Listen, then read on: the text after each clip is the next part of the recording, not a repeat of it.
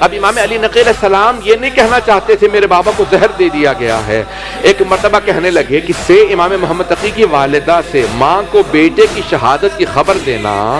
بڑا مشکل کام ہے۔ آپ کے ذہنوں میں ہے نا جب جناب لیلا دیکھ رہی تھی میرا بیٹا لڑنے جا رہا ہے تو مولا حسین نے کہا تھا لیلا خیمے میں جا کے دعا مانگو، کیونکہ مولا نہیں چاہتے تھے کہ ماں دیکھے بیٹا کیسے گھوڑے سے گرتا ہے۔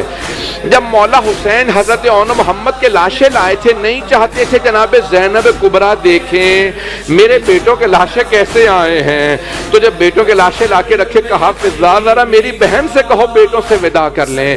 بیٹے کی شہادت برداشت کرنا ماں کے لیے بڑا مشکل ہوتا ہے، اجرکم اللہ۔ تو امام علی نقی علیہ السلام نے کہا دادی اماں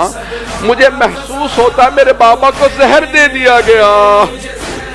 حضرت صدیقہ خاتون رونے لگی، کہا بیٹا ایسا نہ کہو، رونے لگی، رو کے کہا بیٹا ایسا نہ کہو، میرا بیٹا بڑا جوان ہے، میں 25 برس کے جوان بیٹے کی ماں ہوں۔ کہا دادی اماں